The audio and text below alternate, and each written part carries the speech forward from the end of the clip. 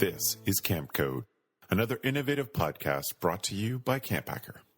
Camp Code is dedicated to helping you create and facilitate the most effective leadership training so we as an industry can raise the bar for professionalism and preparedness of our staff. You can find our show notes and our blog for camp leaders and directors at camphacker.tv.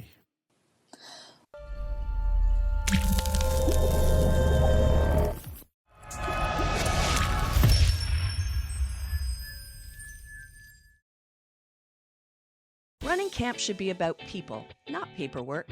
UltraCamp helps you manage staff, registration, and communication in one place, so you spend less time on tasks and more on camp. Find out more at ultracampmanagement.com/campcode. Welcome to Camp Code, a podcast brought to you by Camp Hacker. This podcast is dedicated to what many camp professionals believe to be the most important time at camp, no matter what you call it, staff training, orientation, or leadership training. This critical time period prepares your staff to fulfill all the promises that you make to parents and customers throughout the rest of the year. My name is Ruby Compton. I'm the Summer Camp Program Director at Green River Preserve in Western North Carolina. We are a summer camp that's focused on connecting children with nature, and we're located on a 3,400-acre private wildlife preserve. Before we get going any further, I want to introduce our other hosts. So Gab, why don't you kick it off for us? Well, my name's Gabrielle Rail, and I'm one of the camp directors at Camp Woro. Camp Woro is an all-girls camp in the Laurentian Mountains, and we focus on a linguistic program, French and English. And I'm Beth Allison. I am a camp consultant talking to you from Woodstock, Ontario, Canada. I was a camp director and an executive director for 15 years with my husband, Travis Allison. And we currently run Camp Hacker and our new venture, Go Camp Pro. Cool. So today's topic is best interview practices. Beth, can you share a little bit about why we chose this topic for today?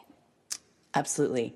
We say this all the time on Camp Code, but leadership training begins with hiring. And the interview process is, for most people, the way that directors decide whether a staff member is a good fit for camp or not. And so it's really important for us that you put the effort in at the beginning, because we've said before, it's a whole lot less work than having to let someone go. Absolutely. Cool. So all three of us have a little bit different camp experiences, and I'm sure a little bit different interview processes. So I just want to start off with each of us sharing the interview process that you use currently, or that you have found to be the most helpful, or that you just enjoyed the most. So Beth, can you start us off on that one? Sure. I think before I start, I just have to say that it's really imperative that your interviews and your questions at your interviews do 6 things. So 2 for you and 4 from their end. So from your end, I think it's really important that your applicant knows what you value and what you think is important. And I also think from your end that it sets the groundwork for training right from that day. From their end, it gets them to really show you their true selves, not what they think you want to hear or want to see.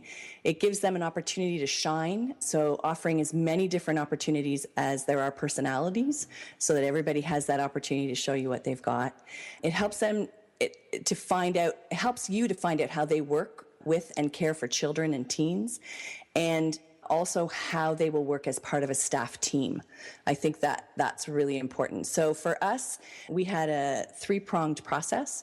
One was a written application, where we needed all their information, their quals, the positions they were interested in. They had 3 essay-type questions that they needed to answer.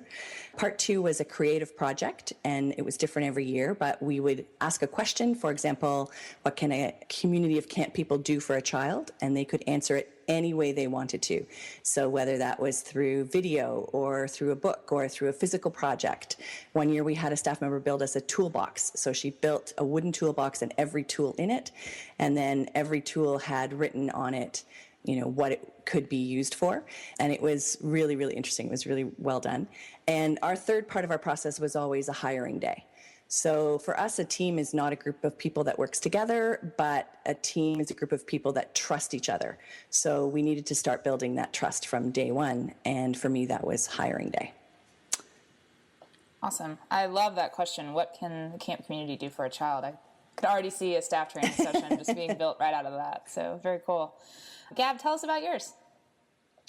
Ours basically, for a lot of our staff members don't live around camp. So some people are able to gather a lot of people together and do sort of group interviews. And I really wish that we could do that. That's actually something that I've in the past tried to figure out how we can do. But our reality is that most of the time our staff members come from quite far away. So a lot of the stuff that we do is over Skype, and I really like the Skype process because you can see the staff member's face and you can see their reactions. So the first things first, that we make sure that our staff members that are being interviewed have Skype. And then the other thing is that it's very similar to Beth. If we have a creative application for our staff members, and we actually borrowed that from Beth and Travis a long time ago, and it's come to be something quite amazing as a process for our staff members, because they really are able to express themselves and find what's exciting about camp. And it really also separates those staff members that are just coming back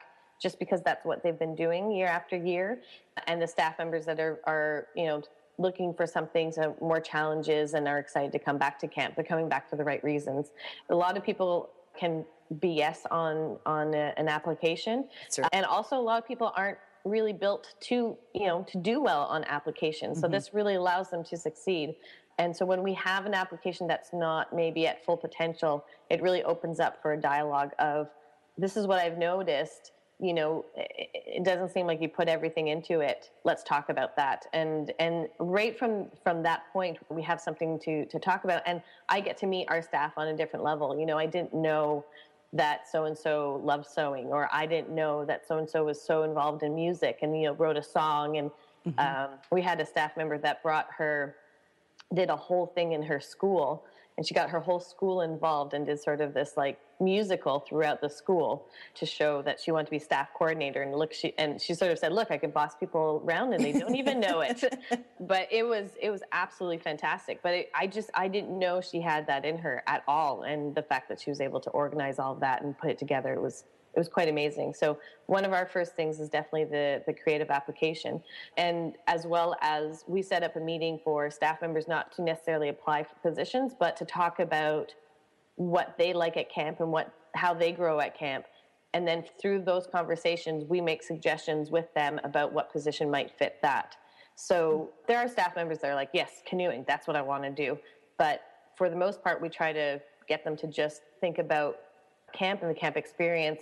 And through a conversation, then we look at maybe what positions they might be interested in. So that's our starting point. Cool.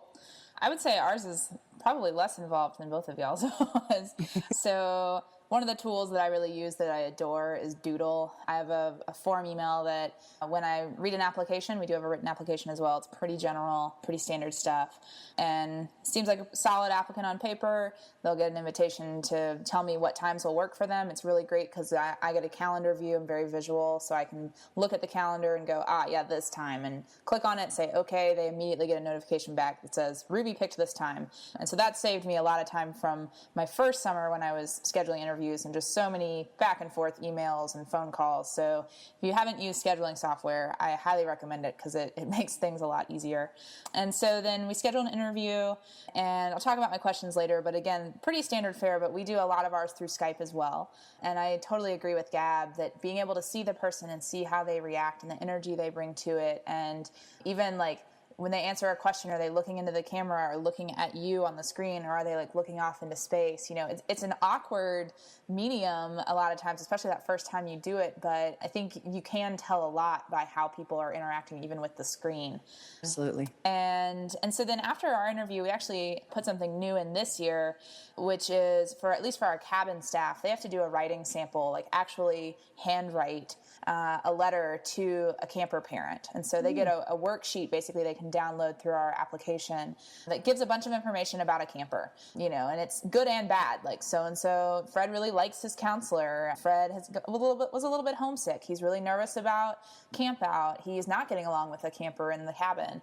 He really loves dance and archery, and then having these applicants just first of all, handwrite. Do you know how to handwrite a letter? Because that is a dying skill.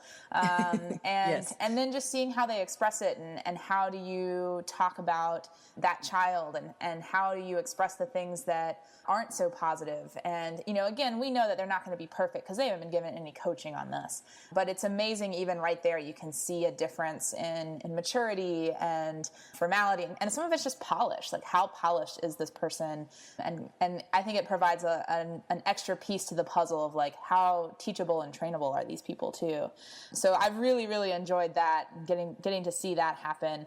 And then we often will schedule a second interview. And I'm going into being a director, I've pretty well thought, like, within a first interview, you can pretty well know, like, yes, I definitely want to explore more with this person, or nope, I'm not interested. And, like, you have the occasional, but if you're feeling that way, I've often found that that's probably not going to be the best hire. They may prove themselves later, but it's generally the people that you're pretty enthusiastic about and feel really good about that do end up working out. There are certainly exceptions to that rule. But, and we all know them. Yeah, yeah. But, I was also talking to a director recently, and he said, we do 3 interviews because somebody can be really totally on their A game that first interview, but it's unlikely that they're going to be quite so spot on for interview 2 and 3. And they set up their interviews where, they're interviewing with a male director one time and a female director another time, and just seeing if those interactions are any different. And so that's kind of converted me to wanting to try to have at least a couple interactions with the staff with the applicant before offering them a job. So that's our basic process. Again, pretty standard fare. The other thing that I do that I really love technology-wise is I have my interview questions on a Google form. So the interview questions are set up as the form, and then I can type in notes into the boxes like somebody would fill out that form. And then I can hit submit, and then I can go back into the back end of that spreadsheet where it saves and just download their line of responses into a PDF, and then upload that into, we use CampMinder, so right up into CampMinder in their notes. So that makes it really nice, because if there's other people that want to see their interview notes, want to see what they said, they can go right into our database management software and see that, and it's just a real easy, quick tool. So that's something, again, if you're not using and are trying to figure out another way to kind of speed up that process or make it a little more efficient, I think that can be a good option. Great. Any other thoughts on the process? I think we also do 3 interviews, whether they're returning staff or new staff members.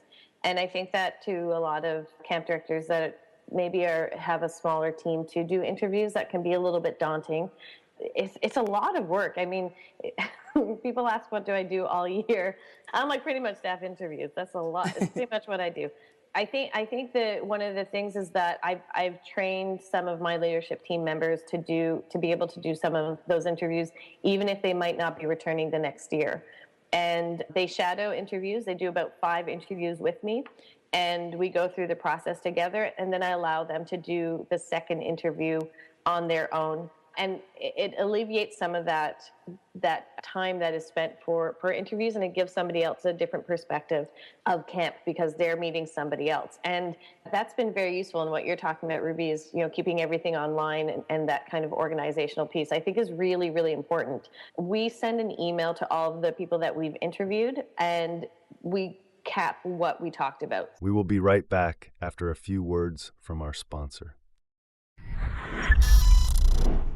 For Camp Code listeners, unlock UltraCamp's Operations Checklist for new directors, a free download to help you prepare for a smooth season.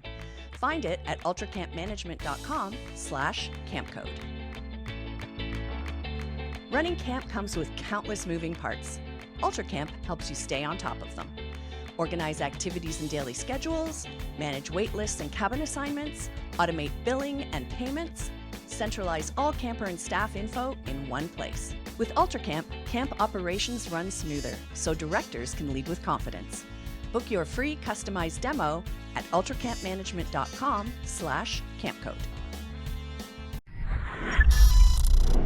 So that also takes a little bit of time, but it's stopped misunderstandings where we've noticed that some of our younger staff members, even though they're present in the interview and they're engaged, they don't always hear everything that we're talking about. So we just paraphrase basically exactly what happened, and we send that email out, and also that stops with any misunderstanding. So when you have a couple of different interviewers, we put that email together, both people or 3 people look at it and say, yep, that makes sense. And then the staff member responds saying, yeah, that's exactly what we talked about. That's cool. Which is great. Yeah. Nice. And I just want to add that with hiring days, because if you haven't listened to our podcasts before, for us, we would bring everybody together who was applying for either a senior staff position or a counseling position. So we ran 2 different hiring days. And if you lived more than 2 hours away, we didn't expect you to come. But if you were within a 2-hour drive, you came to your specific day. And for us, it was a chemistry test to see how well people fit together as a team. And even if you were a great staff member last year, we really needed to see how you would work as part of the team this year. And having that whole day laid out for them, so we sort of went from 10 till 4, and we even all ate lunch together, which was also very telling. And I watched everything. I watched everybody as they participated. I listened, all of those things. And in the afternoon, people were pulled out for interviews during that time period. So everybody had a chance to have a half an hour interview as well. And we would either have board members or alumni that we trusted who would run the interviews. The questions would be written by Travis and by me, and they were videotaped. So we got to watch them later, but we didn't leave the hiring day because we didn't want to miss out on what happened. And I think as we go into the podcast and talk about questions and things, I can let you know some of the things we did during a hiring day. But for us, it was always really important. And even if you were on staff for like the 10th year in a row, you still had to come to hiring day because we needed to see what the fit was like. And then that often told us where people's positions should really be targeted. Cool. Yeah, the YMCA camp where I worked, they started doing group interviews, and their structure was similar. The thing that they told the staff to come to do, prepared to do, was to teach a skill. So teach a game, teach a song, teach somebody how to shoot a basketball, a 10-minute or less lesson, show us what that would look like. And everybody else is going to participate. And so then you see from the staff, who's game and cool, I'll be a kid. I'll be that really obnoxious kid, or I'll be the totally compliant but ask good questions, you know. So I think observation is really key when you can set up something like that and let that be a role that you can take on where you just sit and watch. Mm-hmm. Cool. All right, so let's keep moving. So Beth, I want to toss this question over to you first. What qualities are you looking for when you're interviewing a staff applicant? I think you hit on this some, but I'd love to hear you elaborate more on that.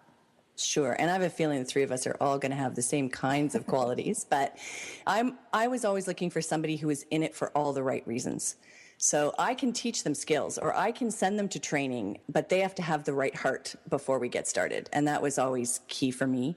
Somebody who is willing to serve, not just to serve camp and the campers, but the whole community, and to serve this year, not just what they were willing to do last year.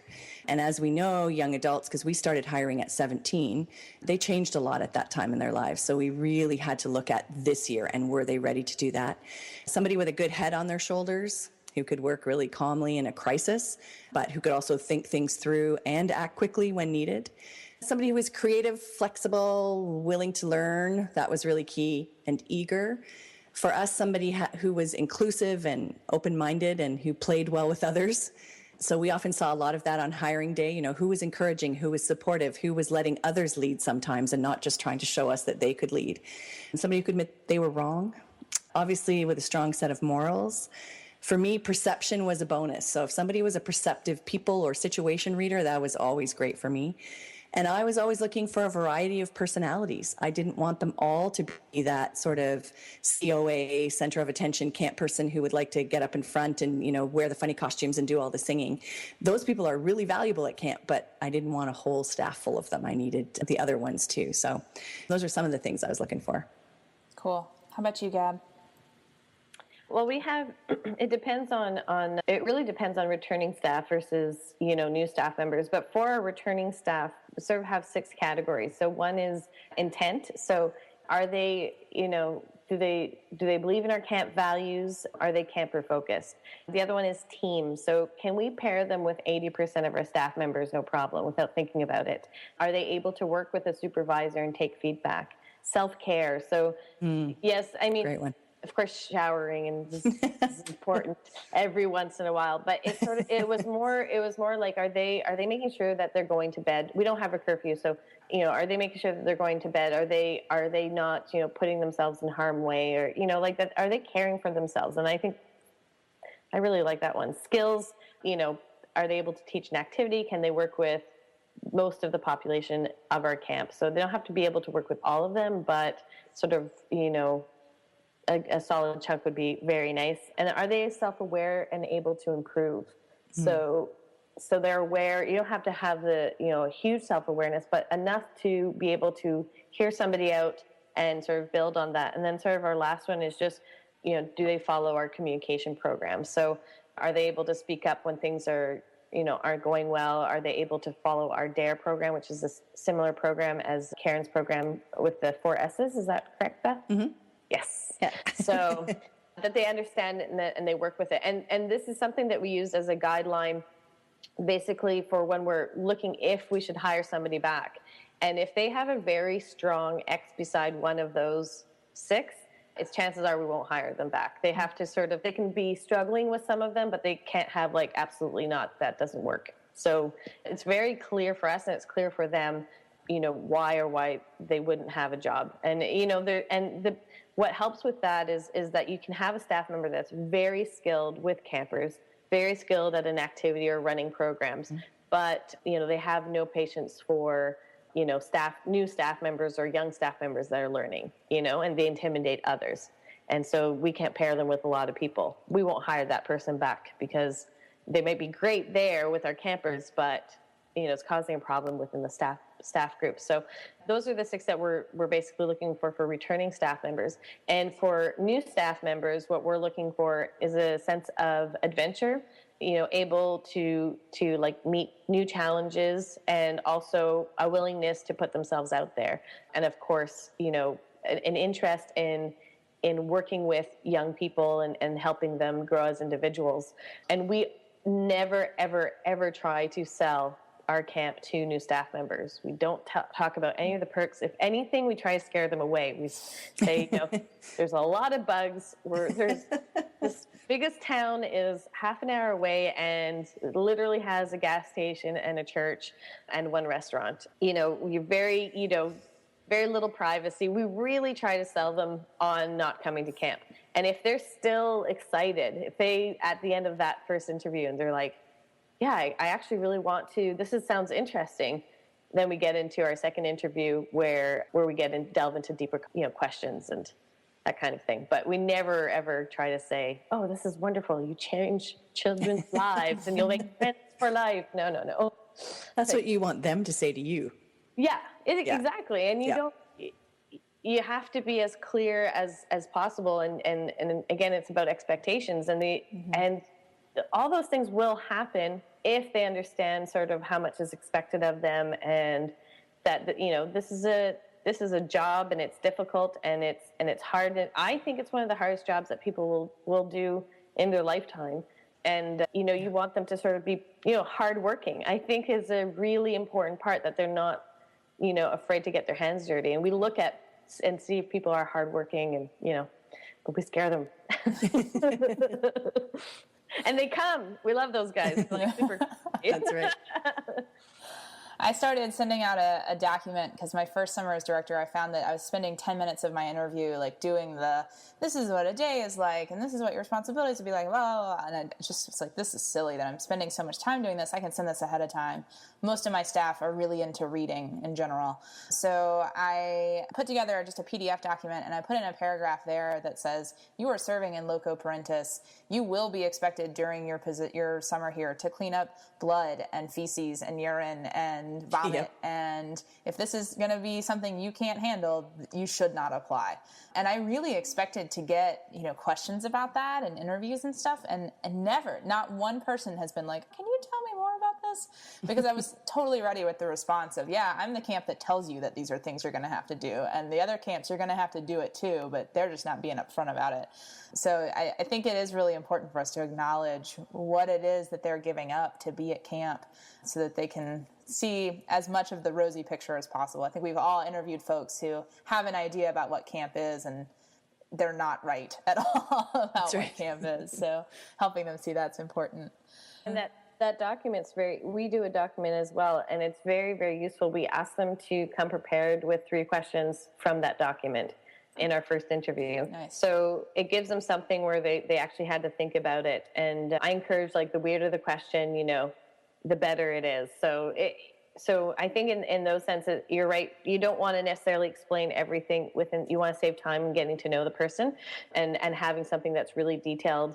And they usually have more than 3 questions, but if you just ask, do you have any questions about what we read or you read? Usually they're like, no, because they're trying to be polite and they're trying to be like, I understand everything. Right. So if you say, please come to this interview with 3 questions from that document, that would be great. And usually that starts with there's some very good conversation that stems from that. And then after that first interview, sometimes they realize camp is not for them. And that's where I'm very happy. I'm like, great, we dodged a bullet on that one. And I'm happy for them too, because that wouldn't have been a fun summer for them. They wouldn't have enjoyed themselves.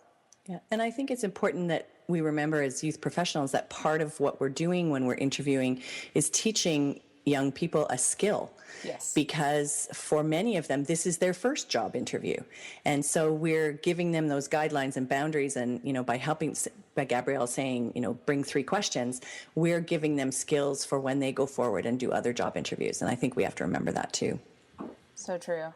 My first year I did that document, I had a crossword puzzle at the end that was basically like, look around our website, see if you can figure out the answers. And those little camp culture things.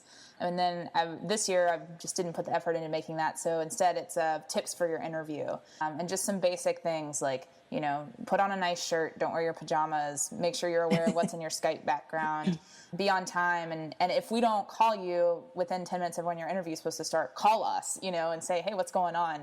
Because I've certainly had that happen too, where I've missed an interview for whatever reason and they don't ever call. And then you're like, well, okay, well, what's going on with that? So yeah, I think that's really key to remember that a lot of these folks are doing this for the first time and we do have to kind of train them and take that into account too. But as far as things that I really look for, there's a few really key ones. For me, being a rule follower is a huge one. And if I can interview somebody and get the sense from them that I'm not going to have to worry about whether they're going to follow expectations and follow our policies and procedures, that's going to make my summer easier and make their summer easier too. So that's something that I like to seek out and try to find out. And when I get that sense, that's a good mark in their book. And then as Beth and Gab both said about, buying in and you want to be at camp. Is camp going to be good for this person?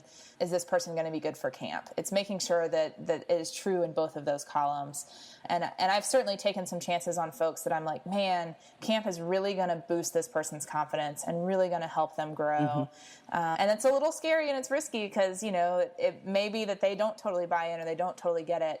But I feel really confident in the training that we provide and the expectations that we talk about to make it clear, like, this is what you're going to have to do to get the most out of this summer. So I think that's important. Being a good decision maker is huge. And that's, I talk about during staff training, there's really two goals that I have during staff training. It's to build a community and to teach my staff to make good decisions. Because I cannot train you for the first day of camp. Like, you are going to have questions the first day of camp. But if you can make the good decision to go ask for help in this community that you feel that supports you, that's what we want to achieve. And so I'm looking for if they're going to come in with some of those already good decision-making skills, and are they going to fit into this community that I've built? Because it's totally true. Like you said, Beth, there may be somebody who's really great for this year, but next year they just don't fit into that community. And that can be a really hard conversation, but I think it's something you have to be really honest and true about. And it's something, especially when I get to my last few positions that I'm hiring, it's like, man, this person is really great, but I already have all the type A's that I need. I have got to get somebody who is a little more reserved and who's going to be able to relate to the introverts. And if I don't have that, I'm going to have a really terrible counselor dynamic happening. So thinking already about who's going to pair with who and how that's going to look. And are they trainable? I think that's the other the big thing, is this a person who wants to learn? And I'm really fortunate because our camp has a big focus on learning. Like, that is a key element to camp. It's a culture that values learning very much so. So I would say in general, our staff come in with that. But if you don't have any interest in learning, this is not the place for you. And so I think that's a key thing to look for. Other thoughts on that, about qualities you're looking for? I think we covered them. I like that you did a word search. Yeah, I think that's great. Do it. I liked it. And I actually got some questions about that. People be like, can you tell me what the juice is that's maybe made from bugs? I was like, that's bug juice. Yeah, that's exactly what that is. That's the Kool-Aid, right? So yeah, it was fun. It was a lot of fun. Well, so I think we should dive into now, what are those best interview questions, or maybe just even best practices that you found when conducting interviews? Gab, let's start with you. I would say every summer set your bar high, and if there's a type of culture at your camp that you feel a little bit hopeless and helpless about, that in your interview process, this is the time to change it. So, and don't accept anybody that's not on board with that sort of shift. And I'm not talking about a reactional shift like that last summer, but it never really happened anywhere, any other time. You can address those issues, but I think it's you're coming in with their personal growth and camp's growth. And I've met many camp directors that are just like, well, this is the way it is. And I have to say that's a very quick way of burning yourself out. When you start thinking, this is the way it is, I can't change anything. It actually, you can, and it starts with your interview process. So really look at your summer, evaluate your summer, and see what kind of shifts that you want to change. 9 times out of 10, it really has to do with your staff. And you want to look at where you want your summer to go, and you want to invite people to join that vision. So for me, it's really looking at hiring the right people and making sure that they're buying into what's the goal of, next year, next summer. And I also love one of my favorite interview questions. I'm just looking right here. One of my staff members came up with this. Claudia came up with this question. I loved it. Her question was, what type of camper or child are you drawn to that other people sometimes have a difficulty with? So, for example, maybe somebody that's a little bit hyperactive, or maybe somebody that's a little angsty. And so I asked that question, and they tell us, somebody that's really hyperactive, blah, blah, blah. And I said, well, what would be your tip to somebody that doesn't know how to deal with somebody that's hyperactive? And they give usually the staff members have extreme insight on, well, the important thing with somebody that is X or Y or Z is this, and this is how you need to approach them, and this is why sometimes they have difficulty. It's such a great question because it allows your staff members, even new staff members, to shine, because hopefully they've worked with children before, but it also really, really shows if they actually have very little idea about children themselves. So for returning staff members, this shows me like, oh, they really know what they're talking about, and I'm actually going to use you in a session because that's really great information. And a new staff member, it shows me whether they know children at all. And I've always enjoyed this question. It's one of my favorites. Cool. That's awesome. Yeah. How about you, Beth? For me, it was always important to create questions or challenges in a hiring day or an interview that spoke to the values that we thought were really important. So I really encourage people to do that. Whatever your camp's values are, figure out how to get those kinds of answers out. So whether you're looking for people who like thinking outside the box, or who are really creative, or who are willing to take risks, or who really support people around them, or who are builders of community, or who have great resiliency, put those things into your interview or your hiring day that will give you those kinds of answers. So I was going over a bunch of 15 years worth when I was preparing for the podcast, just kind of looking back over some of the questions, and questions like, tell us a time when you put the needs of others ahead of your own, or has there been a time when you stood up for something that you believed in that might have been an unpopular position, and how did that feel and what did you do about it? Or, tell us about a time that in your community or at school it was a job where it took a lot more effort than you thought, and, kind of give those kinds of questions which tell a lot about them as a person. And then Ruby already touched on this, but these are some other questions that we ask that tell you about how they interact with children. But, teach me something in the next 5 minutes. And it could be anything from like how to make a paper crane, or how to, speak in another language, a couple of phrases, or, how to tie a tie, whatever it happens to be. But also gives you an insight into how they think on their feet, how creative they are, and how they communicate, which I think is always a really important fact. For me, hiring day gave me a chance to front load everything about the summer, and Gab and Ruby have talked about this too, but how things will work, what my expectations were of paperwork, pay schedules, days off, all that kind of stuff. So again, allowed them to choose whether or not they were going to accept a job they were offered. It allowed me to front load with parents, because we did LIT hiring days as well, not hiring days, but LIT days, because LITs were not just accepted simply because they were 16 years old, but they had to apply as well. And you could invite all the parents to come in half an hour before the end of the day and go over sort of the differences between your child used to be a camper and now they're an LIT, and what does that mean, and all the changes that you would like them to know, and how you can talk to the staff about how they will treat each other through that day, and that's how they will treat each other through the summer. So a lot of front loading can happen that day. The way that the day worked, just to kind of give people a bit of an idea, was that we would start with those expectations, how the day would run, give them all those Maslow needs, like here's where the washrooms are, this is when lunch will be, like all that kind of stuff to get your gold staff members to calm down a little bit because they know it's going to happen. And then let them know that they're going to be watched, that we're going to be walking around with clipboards. And usually within about the first half hour, people forget that you're looking, they forget that you're watching. But we would always start off with something really creative and something that they had to do on their own. So we set them on edge just a little bit so that they knew that this was real. This wasn't just a day of playing games with camp people. You know, we put out index cards and markers one year and said, you have one index card and all these markers, tell us what you'd like us to know about you. You have 10 minutes. Go. You know, and then we would move into, you know, get to know you games, all those kinds of things. A lot of research went into those because if we had returning staff, we wanted to do new games.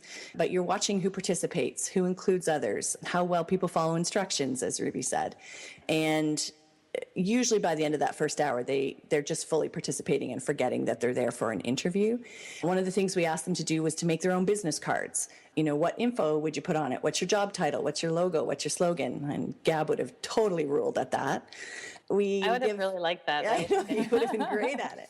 Except I might have spent too much time. There would have been like, she's struggling with time management. But she's very creative and talented. We would always give them an opportunity to share personal things at some point. Like one year we asked them to tell us how they got their name, where their name came from. One of my favorite things over the years, and I would bring it back every, 3 or 4 years because other staff hadn't seen it before if they were new, but it was called Hammer or Nail.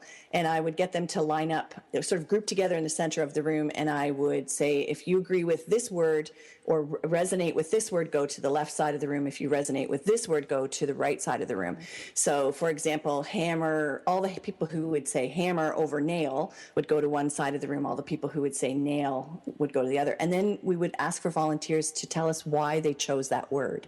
And it was fascinating, the answers they would come up with. Like, you really had people thinking differently. It was very interesting. Things like, Picasso or Da Vinci, sun or moon, cube or ball, jeans or a suit, like any of those kinds of things. And they really, some people never answered at all, and that was okay. But we got a lot of really interesting things would come out of it. And then we would move into initiatives throughout the rest of the day as things progressed. And we were getting harder and harder initiatives as the day went on.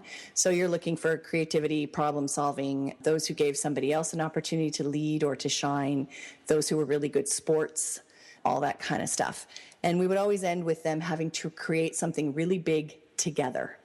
So they would have a project that they would have to do, and there could be 30, 40, 50 people in the group at that point. If we're just all the counselors, applicants, so it could be more than that. And they had to do something together as a group. So that was always interesting to see how that progressed. One year we had them help us remarket summer camp. We actually used some of their ideas throughout the rest of the year because some of them were so good. So, what new programs would they add? How would they welcome parents, what new items would they add to the tuck shop, what new traditions did they want to add, all those kinds of things. So it was really interesting. And then we would finish, after all the interviews took place in the afternoon as well, and with our expectations of how the process would go going forward. So when they would hear, if we needed to call them for further discussion about particular positions, and laying that groundwork of respect for summer camp. So letting them know that we hoped our decisions would be respected inside and outside of camp, and how hard the interview process was, those kinds of things. It really helped us to really start building community and getting people on board before months and months before summer started. So that was kind of my process. That's awesome. Very cool. Oh, go ahead. Oh, I was just going to say, I like that a lot. What you did, Beth, is directly applicable to camp, and even might be used at camp. And I think that's sometimes our staff members are used to writing papers, and then the only person that reads the papers is the professor, and a lot of the work that's asked of them is not necessarily used. And so when you can use part of that interview process in your camp development and showcase and say, what you said or what we did, we're going to implement part of it, it shows that we value them and their ideas, and that this is a community that's built together and not just by one person that's making decisions. So I really like that marketing piece that you guys did, and yeah, that's it was awesome fun. idea. They were amazing, and then as I recall, that was a great senior staff that year. Yeah. I'm sure they felt some ownership at that point too. Absolutely. So absolutely. Cool. And we're really excited when they came to the tuck shop and they were like, oh my gosh, that's my thing. It's like, yep, there it is. So It was fun. Yeah, it's a very cool. We did a similar thing where we had like a pizza programming party, and we had a bunch of staff, but it was definitely partially staff training, staff interviewing, and we even had some new staff members come and join. And like I said, not everybody can come to these things because people live in many different areas, but you have international staff, so that makes things a little difficult. Exactly. And we actually hosted a pizza party in Mexico, which was really fun. And I did Skype with them, but the fact that we didn't implement everything that we discussed, but we implemented some of it. It was really, really nice I think everybody felt like they contributed to something. So it's cool. So cool. I think one of the things I want to make sure I highlight is all three of us required return staff to go through the interview process again. And I certainly do still encounter many folks who don't have return staff interviews, or asking like, well, what do you do about that return staff member who isn't really cooperating? Like, you don't hire them. So if you're not having them go through the process, I think there should be something, even if it's as little as a 10-minute conversation of why do you want to be back at camp? Because I think even that little bit is better than just, hey, who wants to come back this summer? Okay, get an email back. Cool, you are assigned and you've got a job. So I think that's a really smart thing to do. And it can be a very extensive process. It can be different from the new staff, or it can be the same. But I tell my staff at the end of the summer, we try to have a 50-50 split of return and new. So there's only so many return spots. And if you want one, you got to apply for it. And you may be told you need to take a year off. That may happen, but that's what's best for camp and best for you. So I think making that clear is important, talking about that process.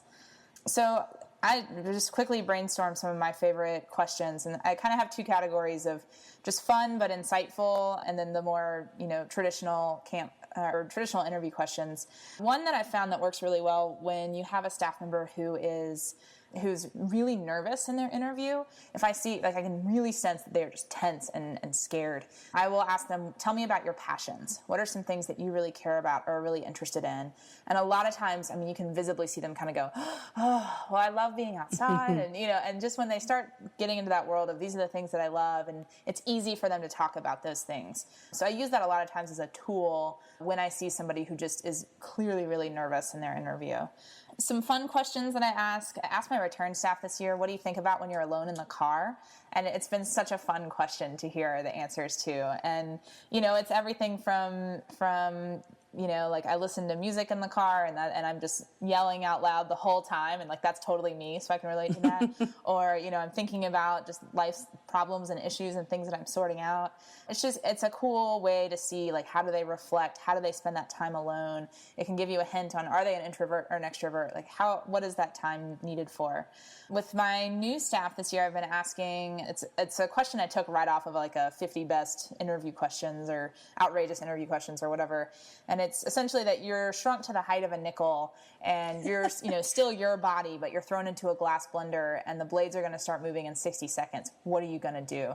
And so it's the classic, what are people going to do thinking on their feet, right? And one of the answers that just totally blew me away is one of the folks, and I've hired this girl for this summer. She said, if there's just really no way I'm going to get out, I'm just going to start yelling to all the people that I love and just hope it makes its way through the universe, that they hear that one last thing before the blades get turned on. And I was just like, wow, that was a really insightful and creative response, and just kind of shows where her heart is, I think. So it's been a fun one. And I've also had people that just have been like, I don't know, and you got to be able to think on your feet at camp. So it doesn't necessarily automatically take them out, but it shows a lot. I was like, duck. You're not that tall. Lie flat. Lie down. Duck. Wait till it's over. Yeah, I've gotten a lot of that too. Get back there. Oh. But there's also the how many people are like, I'm going to do everything I can to get out, and the other people that are saying, I'm just going to be patient and wait at the bottom of the blender. So I think it really is more insightful than I really thought it was going to be. It's been fun. One of our other directors asks about if you were going to throw a theme party, what kind of theme would it be, and what would you dress up as? So that's been a fun one. Awesome. Yeah, it's a good one. And then for some more serious questions, I like to ask return staff and sometimes new staff as well, how does camp fit into the big picture? What role does your role at camp this year play in your life outside of camp? I like to ask especially cabin counselors, but at my naturalists as well, what do you think are the keys to creating community? Because it's come to my attention that a lot of young people really don't have any idea how to help people forge friendships. And so helping them see, or when they come with that's awesome, but also helping them see, these are the very specific steps you can take to create community. A great question that I ask almost always is, share a time that you had a difference of opinion with an employer or an authority figure, or maybe even just somebody who was older than you were, and what you did in that situation. And that one's really insightful because you sometimes have the kids that say, oh, I never have disagreements with anybody. And you're like, liar. It's not true. So, and that's a hard one. And I always tell them, you can think about this, but, please answer. My return staff, I always ask them, what can the administration do to support you in having a successful summer?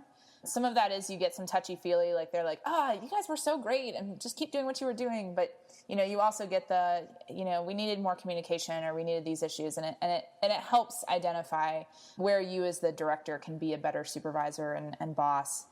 And the last thing that I wanted to share was actually a tip that came from Chris Thurber at Directors Camp this year. One of my friends went, and talking about group interviews and just processes. You could do this during staff training, or I don't think I would do it during a group interview. But there's a series of events that are all different things that you have this group of staff or applicants do.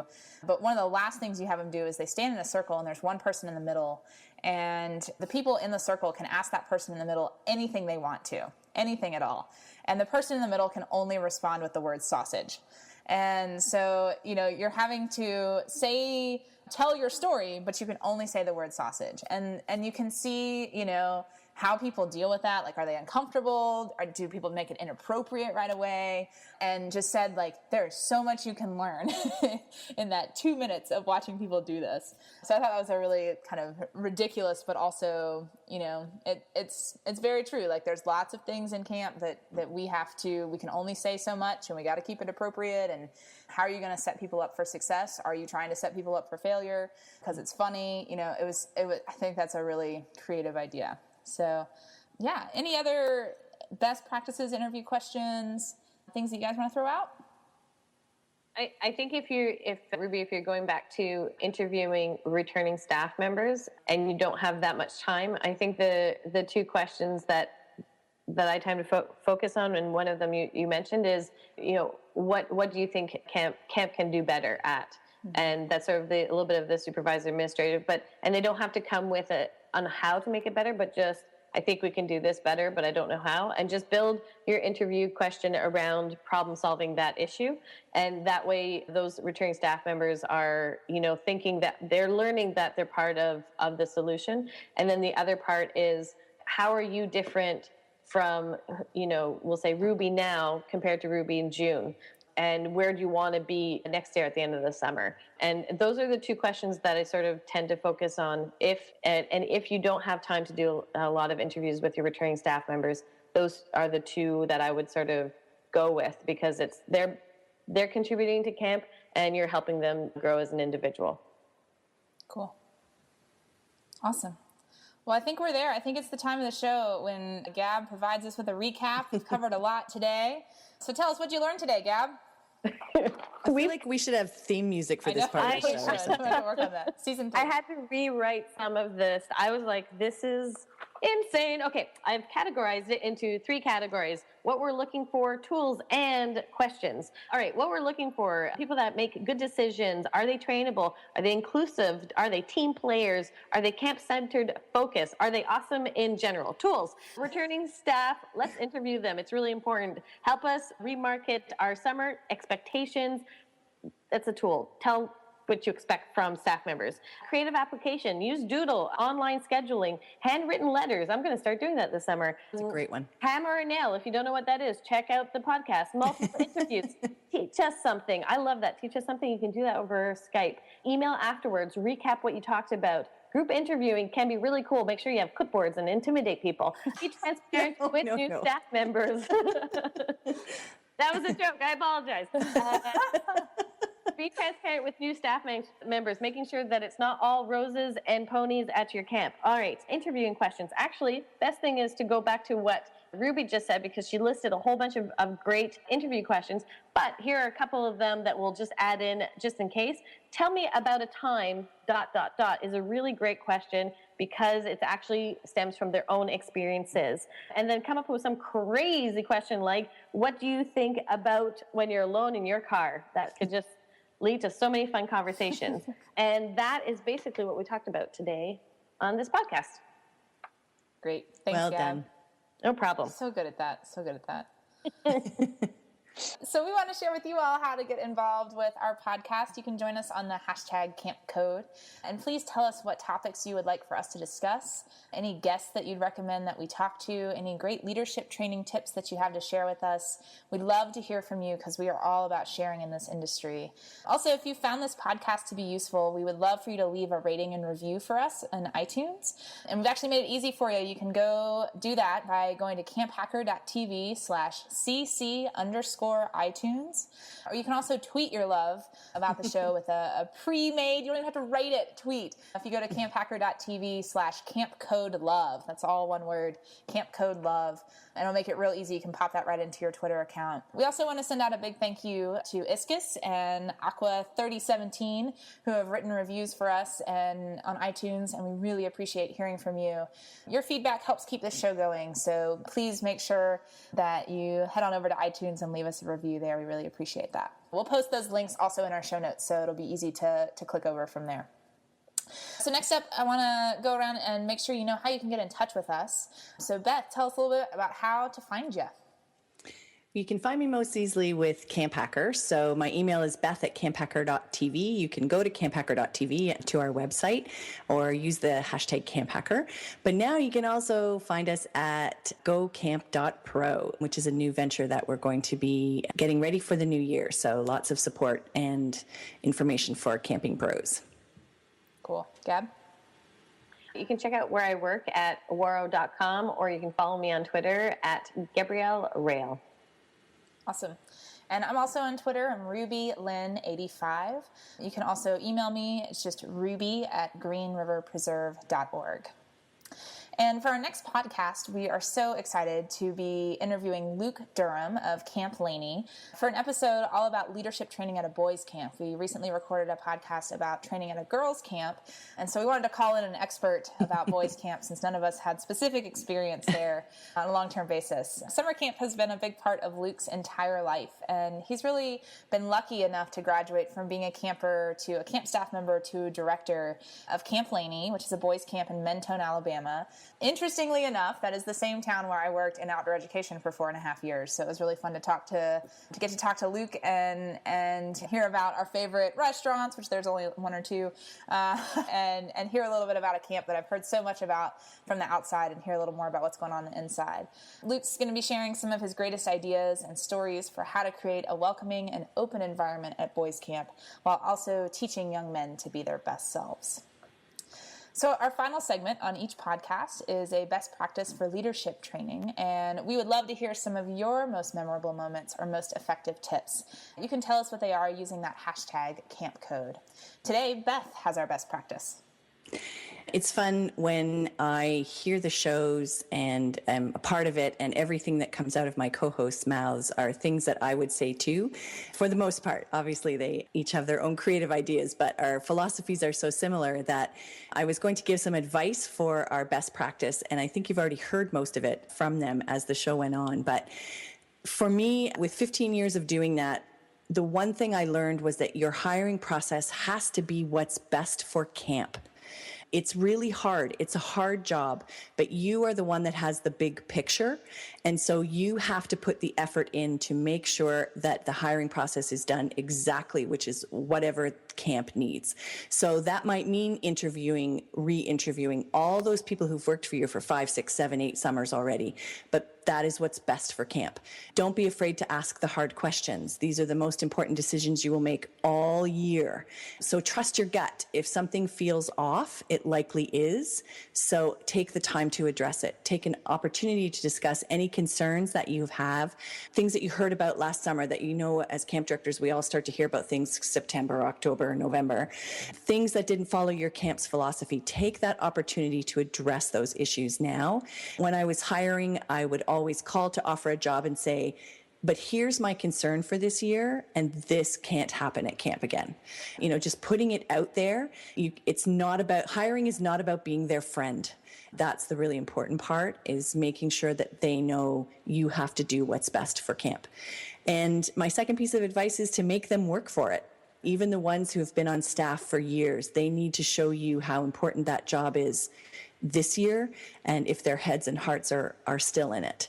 If they're the right fit, they're going to completely understand why you ask them to go through it every year, and never ever apologize for high expectations. So those would be my words of advice. Nice. That's awesome. Cool. Well, thank you so much for listening, and please join us on the hashtag #CampCode. Please remember, no other industry shares their best practices the way summer camps do. If you use an idea you heard on a Go Camp Pro podcast, please be professional and remember to give credit where credit is due. The Camp Code is brought to you by Go Camp Pro. Thanks for listening, friends. Camp Hacker, bringing your world into focus.